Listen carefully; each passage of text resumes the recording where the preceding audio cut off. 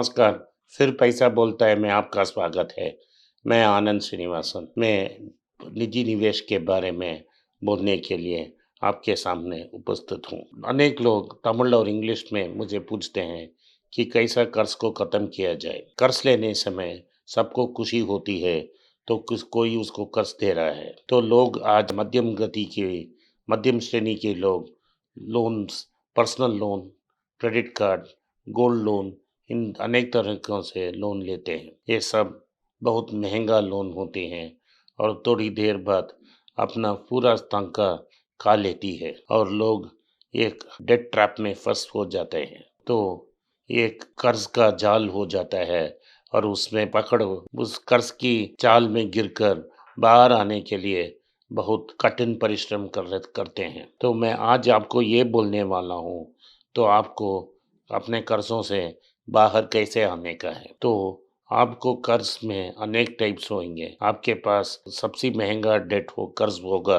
सबसे कर्जा date credit card debt है। उसके बाद सबसे महंगा कर्जा तो पर्सनल लोन होगा। उसके बाद गोल्ड लोन होगा और लोन के कर्जा अगेंस्ट प्रॉपर्टी होगा, जिसको लोग लैप बोलते हैं, लोन अगेंस्ट प्रॉपर्टी। तो इस कर्ज को खत्म करने के लिए दो तरफ के मेथड्स हैं। एक तो लॉजिकली करेक्ट है, जो दिमाग इस्तेमाल करते हैं वो वही करते हैं, लेकिन वो बहुत कठिन रास्ता है और उस प्रयोग करना बहुत मुश्किल है, क्योंकि आपका दिमाग, आपका साइकोलॉजिकल ब्रेन उसको इस्तेमाल नहीं करने देगा, क्योंकि आपको ये लगेगा अंत तक हम नहीं पहुंच पाएंगे, जिंदगी भर कर्ज में जूझते रहेंगे। वो मैं दूसरा उसको अगले बोलूँगा।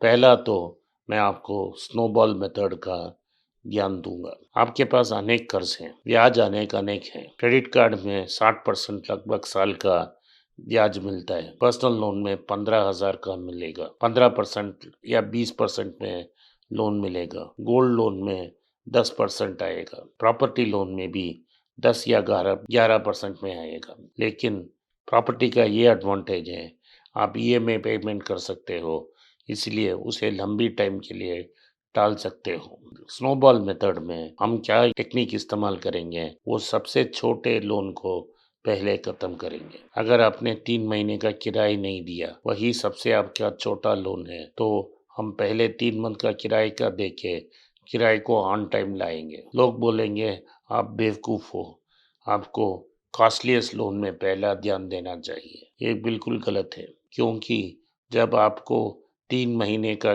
किराया दे देते हैं और ऑन रेगुलर हो जाते हो, आपको एक सेंस ऑफ रिलीफ मिलेगा।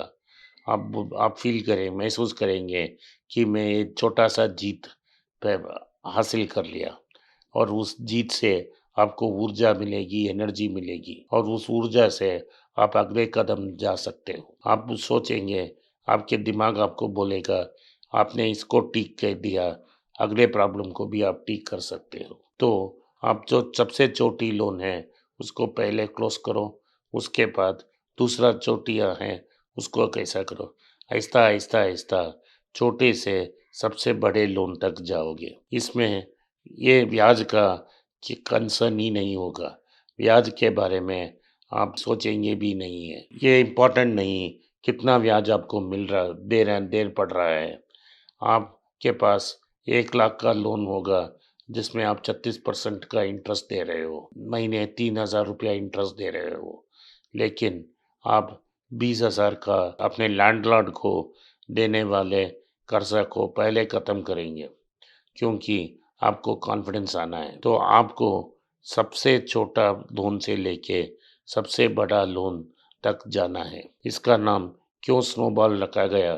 क्योंकि अगर आप अमेरिका या यूरोप में रहेंगे, तो पहाड़ के ऊपर अपने छोटा स्नोबॉल करके नीचे की तरफ पुश करेंगे, तो स्नोबॉल नीचे आते हुए बड़ा होता ही रहता है। इसीलिए वॉरेन बफेट का ऑथराइज्ड बायोग्राफी का नाम भी स्नोबॉल है। वो बहुत छोटे अमाउंट से अपने बिजनेस शुरू किया और जैसे वो पहाड़ के नीचे आता गया, तो वो स्नोबॉल बड़ा होता गया। तो आपको स्नोबॉल मेथड यूज़ करना है। दूसरा मेथड अवलांच मेथड बोलते हैं। ये सबसे बड़ा कठिन आइडिया है एक लोन को ख़त्म करने के लिए। ये छोटे-बड़े का लोन का मायने नहीं रखता है। आपको क्या करना है, जिस लोन में आपको सबसे बड़ा इंटरेस्ट देना पड़ रहा है, आप सारे एक्स्ट्रा पेमेंट जो आपको आ रहे हैं, उसी लोन में डालना है। जैसे मैं बोल रहा हूँ, आपके पास 1 लाख का लोन 3% में है, लेकिन आपके पास 50,000 दो 10 लाख का लोन आपके पास 4 लाख का लोन है बिना इंटरेस्ट के।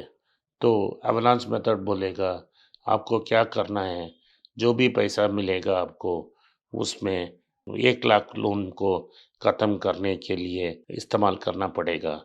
जो सबसे महँगा कर्ज़ है, सबसे बड़ा एक्सपेंसिव लोन है, जैसा क्रेडिट कार्ड लोन, उसको पहले आपको ख़त्म करना पड़ेगा। उसे ख़त्म करने के बाद दूसरा सबसे महँगा लोन आपको ख़त्म करना पड़ेगा।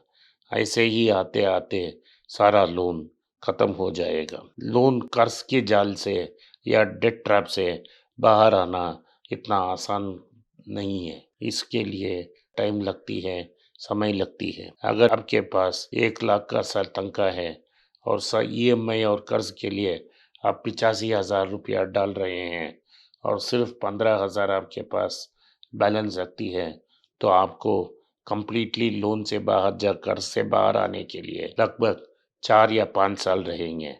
वो 5 साल तक आपको सब्र लेना पड़ेगा, पेशेंटली काम करना पड़ेगा। आपको एक और बात बोलना है, कंज़म्पशन करने के लिए आप लोन मत लें, शादी के लिए लोन मत लें। जब आपके लोन आउटस्टैंडिंग हो, आप सेविंग्स अटेम्प्ट मत करो। दूसरा, जो आप खर्चा करते हैं, उसको कम करो और वो जो पैसा बचत आती है, उससे ही अपना लोन स्पेंडिंग करो। दूसरा, आपको प्रैक्टिकल होना चाहिए, आपको टेंशन नहीं लेना चाहिए। आपको ये पता होना चाहिए, अगर आप जाल बिछा हुआ जाल में फँस सकते हो, तो अगर अपना दिमाग यूज़ करेंगे और सब्र रखेंगे, तो उस जाल को काट कर आप बाहर भी आ सकते हैं। जिसने अंदर गया, वो बाहर भी आ सकता है। उसको ठंडी दिमाग और सब्र की ही ज़रूरत है।